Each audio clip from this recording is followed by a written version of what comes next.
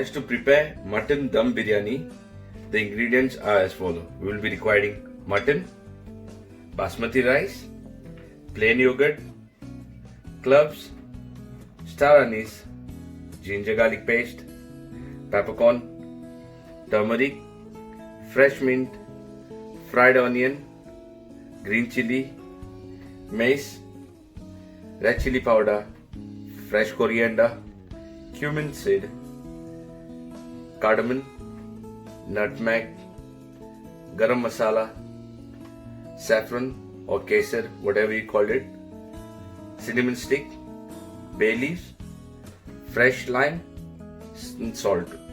Don't you worry that you have to use all these spices at once, because in this busy time we really don't want that to waste that much of time, and we want something really easy and quick to use. And for that I'm using a packet of chicken biryani masala. So why I bought a chicken biryani? So that even if you have it a spare in your house, you can use it for your mutton. You get a mutton biryani as well. I'm just got it to option to say that you really don't need to worry about it if you have a chicken biryani. So we're going to use it, and in this they have all the description of what is required, all the spices that we need, and definitely we are using all of those and easily found in the Indian stores anyway. So guys, let's go and start marinating this. To marinate the meat, I'm using 500 grams of mutton, and in the packet I've received 2 packets in one box. So I'll be using only one of that which is required, and I'm going to use the whole packet for the marination. You see, most of these old spices are here. There are only few like ginger garlic paste or other things which I'll be using after, and you'll get see into that.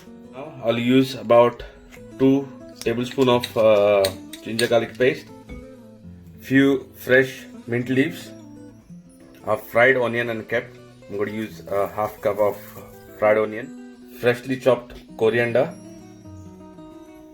and fresh lime. 1 whole lime will be fine. 200 ml of fresh plain yogurt, and salt to taste. Now let's give a very good mix for this, and very well. This is actually a very nice spoon. I've got this one from my friend. She's my colleague. She's working all the way from Romania. Very nice. Thank you, Elisa. So here we go. We mix this very well, and we're going to leave this aside for about 2 to 3 hours to get well marinated. Biryani is all about how you marinate it and how you cook it. It's nothing about the spices. You definitely need all your spices, but trust me, whenever these guys they sell it in the market, this biryani packets, they are very nice. They always taste very good. You really don't need to worry that you have to make a authentic and you have to get all those masalas at home. So I have mixed this very well, and I'm going to set this aside and leave it in the fridge for about 2 to 3 hours, and then we will start process of cooking. So I've kept water to heat over here. It's already boiling now to a boiling point where we're going to make biryani rice ready. But to this water I'm be adding chilies. You can use according to your choice how many you like to use. About 3 cardamom, about 2 bay leaves, and 1 cinnamon stick, and half teaspoon of garam masala, salt to taste, and 3 tablespoons of dalda to this. Now I'm using about 700 grams of basmati rice, and we're going to cook this about 70 to 80%.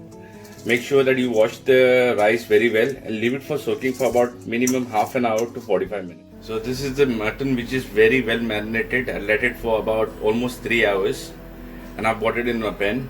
I'm going to add a little bit oil to that, about 3 to 4 tablespoons of oil, and just 1 cup of water. This is the same bowl that I've used, so I'm just turning everything out. So I'll be cooking this on a medium flame for about almost 45 minutes. until the meat doesn't get very well tender. Now let's close the lid and let it be cooked very well. Now rice is done, almost 70% to 80% the rice has been cooked, and it looks very nice and shiny. It is giving a very good flavor because of the spices that we added. Now let's stain it. And here we go. We're going to stain this water.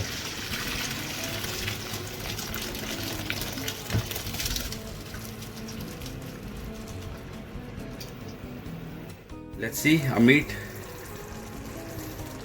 It's completely ready. It looks very nice.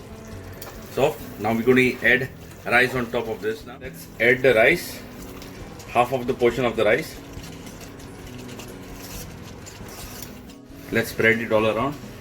I'm adding 2 teaspoons of rose water. This will enhance a good flavor. About 3 teaspoons of saffron. Some crushed onion, very fried, crispy. And now I'm adding chopped mint and coriander leaves. You can use some roasted dry nuts. I'm using cashew nuts in here. I'm going to add the remaining rice. Now just level it again. Rose water. Once again 3 to 4 tablespoons of saffron. I'm not using an artificial color, which is good, and that's why saffron is very good for this. Mint and coriander chopped. Some few fresh lime on top, and fried onion on top. And finally, with 4 tablespoons of ghee, dalda or clarified butter, whatever you may call it. See, we said we are doing a dum biryani. Originally, the original recipe stands that you have to have a dough covered on this pan and then close with the lid. But you know, if it's a big thing to do, you want to do something really special, or you really can do it. But even this, how I'm doing using a silver foil, it does really work. You just cover this up,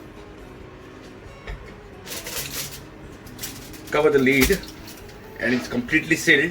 Very low flame. We just want to let this biryani get cooked. Looks like our biryani is ready now.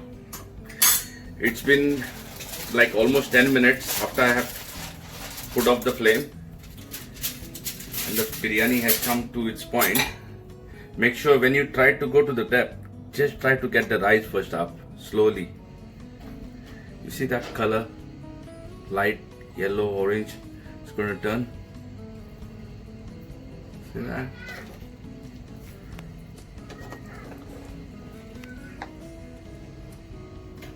See that meat? We have a complete dum biryani. Let's serve it in a plate and I'll show you how it looks and how it tastes.